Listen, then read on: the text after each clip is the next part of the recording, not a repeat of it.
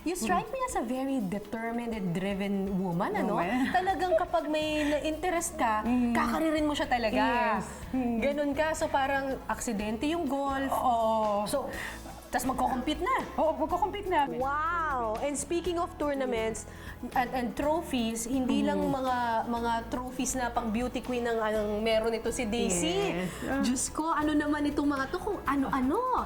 So Okay. this one pang beauty queen Ito yung sa Mutya ng Pilipinas. Yan, noong 1995. Second runner-up. Okay. Yes, ito naman yung nanalo ko ng 1996 sa Binibining Pilipinas as Binibining Pilipinas World. Then when I competed sa India, ito yung trophy ko for Miss Personality. Miss Personality. Oo. What is it about competition that really drives you? Talagang na-enjoy mo siya? Iba ko kasi hilig ko lang talagang gawin eh. Oo. Siguro, hindi ako sanay na walang ginagawa. Diba? Binigyan ka ng talent, iti gamitin, diba? 16 na taong gulang lamang noon si Daisy nang madiskubre siya at magsimulang magmodelo. Paano ka napasok sa modeling? Totoo to talaga. Pinabili ako ng nanay ko ng gulay dyan sa may buting. Okay. Buting. Ano yun, palengke? Palengke. Okay. So pagtawid ko nung kalsada, may nakakita sa akin. Sabi niya, pwede ka bang sumali sa isang beauty contest, gano'n. Ganun Modeling, lang? oo. Bumibili ka lang ng gulay? Oo, binigyan niya ako ng card. Oo. So, yung time na yun, kita ko yung card, Bakit sinubukan daw? ko. Bakit Matangkad daw? kasi ako, Ah, pwedeng kasi model, matangkad. gano'n. Magandang gabi po sa inyo lahat.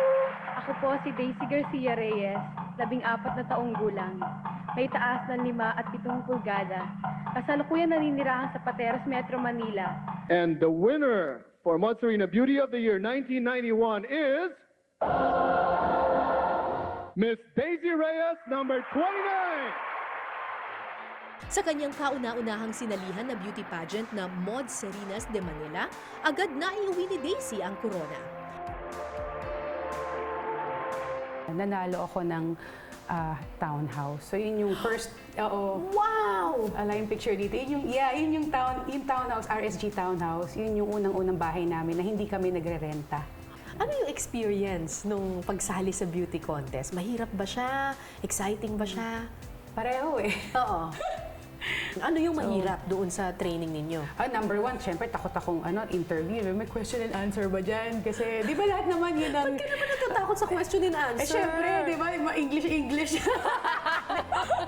Baka tanungin ka ng English. Oo. Pero, syempre, nalakas ang loob ko eh. Okay lang. Hindi naman yun yung first language natin, so I tried. Ayun, tsaka nagpakatotoo ako. 1995 nang muling patunayan ni Daisy ang kanyang sarili sa pagsali niya sa Mutya ng Pilipinas kung saan siya ang nagwagi bilang second runner-up. Lingid sa kaalaman ni Daisy, higit pa sa nakakakabang question and answer portion ang kailangan niyang pagdaanan sa kompetisyon. Ano yung mga trials na talagang pakiramdam mo, susuko ka na pero sinalo ka pa rin? There was nung 1995, there was a miracle that happened to me. 1995 yon when I joined Mutya ng Pilipinas. Kasi I went to Japan before. Okay. Nag-work ako doon. Oo. So, may mga nanukso sa akin. Wala pa naman ako showbiz noon eh. Oo. So, ito nakakatawa. Sabihin ko pa ba? Siyempre, nabalita na, mayroong isang candidate na ganito na Japayuki. Ganon. So, lahat, the newspaper, ganyan. Tapos yung mga candidates, ay, sino ba to? Ganyan. If I were her, I'll just, aalis na lang ako doon, di ba? Nasa van kami noon. Sabi, who is this lady? Commercial model. Ako lang naman yun. Oh my God, she's a whore.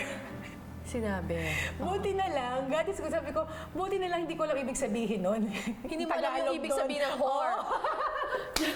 Kung alam ko yun, ako, Diyos ko, talagang, siguro, I'm sorry, siguro dinamba ko na yung mga... Mabuhay! I am candidate number 32, Daisy Garcia Reyes from Parañaque, Metro Manila.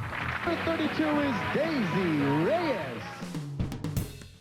Sa sumunod na taon, sumali na si Daisy sa Binibining Pilipinas. Pero tila kaakibat na ng pag-abot ni Daisy sa corona ang mga pagsubok at kontrobersya. It was during the long gown competition. Tapos isa ako dun sa 10th semi-finalist. Bali lahat ng gowns namin naka-ready na yun, naka-prepared na yun. Tapos yung shoes ko nakasabit, nakalagay dun sa isang plastic bag. Tapos pagdating ko dun sa loob, magbibihis na ako. Butas yung plastic bag. Oh, wala Butas yung siya. sapatos. Wala yung sapatos ko. So, yun, maraming mga nakakalat na sapatos doon. Mamili ka na lang. Ang nangyari, malaki yung paa ko. So, Oo. lumang-luma na yung shoes na pag nilakad mo yung sapatos, hahagis talaga siya. As in, sobrang luwag, hahagis siya. May hagdan pa naman. So, parang regal talaga ang lakad ko. Para akong floating in the air. Best in long gown! Candidate number 32, Daisy Reyes. There you have it. Maliban sa Best in Long Gown, itinanghal din Binibining Pilipinas World si Daisy at siya ang naging pambato ng ating bansa sa India kung saan ginanap ang Miss World pageant noong 1996.